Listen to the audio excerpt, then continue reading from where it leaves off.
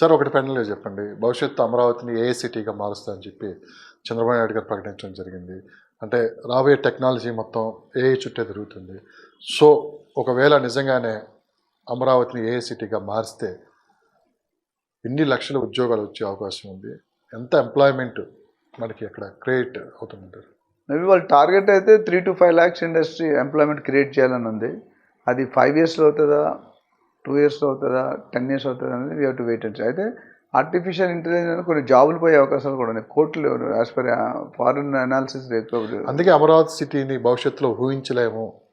అది కొత్త సిటీగా మిగతా రాజధానులతో సంబంధం లేకుండా ఒక సపరేట్ ఒక ఏఐ సిటీగా మారిపోతుంది అంటున్నారు. ఉందండి, ప్లాన్ ఉండడం వేరు, ఇంప్లిమెంట్ చేయడం వేరు. లక్ష్మీనారాయణ ప్లాన్ ఉన్నది, మంచి అనుభవం ఉంది, దానికి అనుకూలంగా సహకరించాలి కదా ఇండస్ట్రీస్. ఏఐ సిటీ వస్తే మీరు తెలియదేమో, అమెరికాలో జాబ్స్ పోతున్నాయి, కోట్లు జాబులు పోయే అవకాశం ఉన్నాయి. బట్ జీరో అయితే అవ్వదు. ఆర్టిఫిషియల్ ఇంటెలిజెన్స్ మాత్రం కొన్ని పనులు మనుషులు లేకుండా చేయలేరండి. పెట్టుబడులు అసలు ఏ విధంగా వస్తాయి సార్? రాష్ట్రాల ముఖ్యమంత్రులను చూసి వస్తాయా? లేదండి, ముఖ్యమంత్రి ఒక వన్ ఆఫ్ ద రీజన్ ఉంటుంది, బ్రాండ్ ఆఫ్ ముఖ్యమంత్రి. అదేవిధంగా state present condition of the state, వాళ్ళు కొట్టుమిట్టాడు. ఇప్పుడు లైఫ్ సర్వైవల్ ఫర్ డెత్ అంటే ఎప్పుడు ఉంటారో ఎప్పుడు పోతారో తెలియట్లేదు. ఇప్పుడు ఉన్న ఎక్కడ రిజర్వ్స్ లేవు. మరి ఏ రోజు రెక్కాడితే కానీ డొక్కాడదు అనే స్టేజ్లో ఉన్నారు అమరావతి. ఏమన్నా రెక్కాడితే కానీ డొక్కాడదు, దిర్ నో రిజర్వ్స్, మైనస్ రిజర్వ్కి వెళ్ళిపోయింది. అప్పులు కూడా ఎవరు ఇచ్చే స్టేజ్లో లేరు స్టేట్కి. కాబట్టి వాళ్ళు స్వతహాగా వాళ్ళు ఇండివిజువల్ కాళ్ళ మీద నిల్చొని లేచి పని చేయాలి. ఇప్పుడు ఎక్కడ పడిపోయారు, గోతిలో కూరిపోయి ఉన్నారు. సో ఇండస్ట్రీ ఎప్పుడైనా వాళ్ళ బెనిఫిట్ వాళ్ళు చూసుకుంటారండి. స్టేట్ కంటే వాళ్ళ బెనిఫిట్ కూడా వాళ్ళు చూసుకుంటారు కదా. ఇప్పుడు ఇన్ని వేలకి ఎంప్లాయ్మెంట్ క్రియేట్ అవ్వాలి, వాళ్ళు సెటిల్ అవ్వాలి, ఇండస్ట్రీ ప్రొడ్యూస్ చేయాలి, మార్కెట్లో అమ్మాలి, ప్రాఫిట్స్ అవ్వాలి, దాన్ని కదా షేర్ చేసుకునేది. సో డెఫినెట్గా ఇంటెన్షన్ పాజిటివ్ ఉంది అండ్ డెఫినెట్గా they are going to something better, అందులో ఎటువంటి డౌట్ లేదు. సార్ ఎన్ఆర్ఐలు ఎలక్షన్ టైంలో రాష్ట్రాన్ని కాపాడుకోవాలని చెప్పి దాదాపు 3 నుంచి 4 లక్షల మంది వచ్చి ఓట్లేశారు. ఓకే, సో ఇప్పుడు ఓకే, వాళ్ళు అనుకుంది, ప్రభుత్వం మారింది, కొత్త ప్రభుత్వం వచ్చింది. సో ఇప్పుడు ఎన్ఆర్ఐల ఇన్వెస్ట్మెంట్స్ కూడా చాలా ఇంపార్టెంట్. సో వీళ్ళ ఇన్వెస్ట్మెంట్స్ అమరావతిలో ఎంతవరకు ఉండొచ్చు? తమ పాత్ర ఎలా ఉంటుంది? ఎన్ఆర్ఐల పాత్ర అమరావతి పార్షల్గా ఉంటుందండి. ఎందుకంటే ఎన్ఆర్ఐ అయినా మీరైనా నేనైనా ఎనీ ఇన్వెస్టర్ దృష్టిలో ఏముంటుందండి, నా ఇన్వెస్ట్మెంట్ ఎన్ని సంవత్సరాలు అప్రిషియేట్ అవుతుంది, అప్రిషియేట్ అవ్వాల్సిన కారణాలు ఏంటి? హైదరాబాద్ ఎందుకు అప్రిషియేట్ అయింది? ఇన్ఫ్రాస్ట్రక్చర్ బాగా బిల్డ్ చేశారు, ఇండస్ట్రీ బాగా డెవలప్ అవుతుంది, నెట్వర్క్ బాగా, హైవేలు డెవలప్ అవుతున్నాయి. ఇవన్నీ అవుతున్నాయి కాబట్టి ఆటోమేటిక్గా మ్యాథమెటిక్స్లో ఫార్ములా ఉంది, ఎంప్లాయీస్ అండ్ ఎంప్లాయిడ్ ఆల్రెడీ పెరగడానికి కానీ రీజన్స్ బేస్ సెట్ చేశారు. అమరావతిలో అది లేదు. ఇప్పుడు ఎన్ఆర్ఐస్ తలుచుకొని ఓటేశారు. ఎన్ఆర్ఐస్ కూడా ఎవరైతే ఏపీలో సెటిలర్స్ ఉంటారో, ఏపీలో సెటిల్ అవుదాం అనుకుంటున్నారో వాళ్ళ వరకు అక్కడ వెళ్తారండి, ఒకవేళ ఇంట్రెస్ట్ ఉన్నా లేకపోతే. బట్ బయట సెటిలర్స్ ఆలోచించాలంటే టైం చూస్తారు. ఈరోజు హైదరాబాద్ మొగ్గు చూపించిన తర్వాత అమరావతికి చూపించట్లేదు. బట్ ఫ్యూచర్లో చూపించే అవకాశాలు చాలా ఉన్నాయి. అది చూసుకోవాలి, అది ఎంతవరకు వాళ్ళు డెవలప్ చేస్తారు. ఎన్ఆర్ఐ సపోర్ట్ ఉండడం మంచిదే. ఇప్పుడు నాకు తెలిసిన మా కజిన్ బ్రదర్ కూడా పవన్ కళ్యాణ్కి సమ్ X crores ఇచ్చారు బ్రాండింగ్, అంటే సిటీ డెవలప్మెంట్ కోసం. అక్కడికి వెళ్తే 1-to-1 కలుస్తారు ఆయన. ఫైనల్గా ఒకటి సార్, ఒకళ్ళు ప్రశ్న మిమ్మల్ని అడగమన్నారు. సో ఇది నా ప్రశ్న కాదు, బయట కామెంట్స్ రూపంలో కావచ్చు, లేదంటే మధ్యలో ఒకళ్ళిద్దరు కలిసి. మీరు ఎట్లయినా స్పీకర్ని ఇరికిస్తారు కదా యాంకర్స్.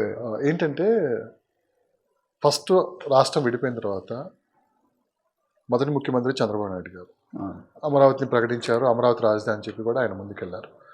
అదే ఆయన కంటిన్యూ అయ్యి ఉంటే నెక్స్ట్ 5 years కూడా అమరావతి ఇప్పుడు గల ఒక రూపురేఖలు వచ్చేది డెఫినెట్గా. ఓకే, ఈ 5 సంవత్సరాలు అమరావతి మళ్ళీ ఒక 20 సంవత్సరాలు వెనక్కి వెళ్ళిపోయింది. దీన్ని అంతా మళ్ళీ క్లియర్ చేసుకోవడానికి ఇది సరే రాజకీయ నాయకులు అయితే బాగుంటుంది, కానీ దీని ప్రభావం రాష్ట్రం మీద, రాష్ట్ర ప్రజల మీద, యువత మీద, యువత భవిష్యత్తు మీద పడిందని చెప్పి వినిపిస్తున్నమాట. ఒక అనుభవం ఉన్న రియల్ ఎస్టేట్ ఎక్స్పర్ట్గా మీరేమంటారు? డెఫినెట్గా తీవ్రంగా ఎఫెక్ట్ అనేది బాగా ఇంపాక్ట్ పడిందండి. ఎందుకంటే ఆ కంటిన్యూటీ దెబ్బతింది. ఏదైతే ఫస్ట్ టైంలో చంద్రబాబు నాయుడు గారు ప్లాన్ చేసి సింగపూర్ ఆర్కిటెక్చర్ ల్యాండ్స్కేపింగ్ చేసి ఎంత బ్యూటిఫుల్ పవర్ పాయింట్ ఇవ్వడంలో చాలా ఎక్స్పర్ట్ ఆయన ఇచ్చారో, అది ఇంప్లిమెంట్ చేసే టైంకి గవర్నమెంట్ కూలిపోయింది. సో ఒకవేళ చంద్రబాబు నాయుడు గారు గత 10 సంవత్సరాల నుండి 3వ టర్మ్ కూడా వచ్చి ఉంటే రూపురేఖలు ఈ పాటికి Amaravati should have been some different level, next లెవెల్లో ఉండేది. ఈ ప్రశ్న ఎందుకు అడగమన్నారంటే సార్, గత ప్రభుత్వం 5 సంవత్సరాలు అమరావతిని ఒక శ్మశానం అన్నారో, ఒక జంగిలిగా మార్చారో. సో అమరావతి కావచ్చు, రాష్ట్రానికైతే ఆ విషయం తెలుసు, కానీ అమరావతి బ్రాండ్ ఇమేజ్ అనేది ప్రపంచంలో వాళ్ళలోనే దెబ్బతీసే ప్రయత్నం చేశారని చెప్పి వినిపించిన మాట. ఇది నా ప్రశ్న కాదు, సామాన్యుల నుంచి వచ్చిన లేదు, ఎవరి ప్రశ్న వాస్తవం అయితే అదేనండి. ఎందుకంటే ఎఫెక్ట్ అయిన మాట 100% కరెక్ట్. ఎందుకంటే ఈయన అనుభవం ఉన్న సీఎం, కొత్త ఆయన వచ్చిన అనుభవం లేని సీఎం. ఆయన ఫోకస్ మంచిగా చేయాలనుకున్నాడు స్టేట్కి, కానీ ఒక యాంగిల్లో ఒక పర్టికులర్ టాపిక్లో చేద్దాం అనుకుని ఫెయిల్ అయ్యారు. సంక్షేమ పథకాలు ఇవ్వడం తప్పలేదు. చంద్రబాబు నాయుడు గారు ఆయన కంటే ఎక్కువ ఇస్తున్నాడు. ఆయన 80,000 కోట్లు ఇస్తే ఆయన 1,20,000 కోట్లు ఇస్తున్నాడు.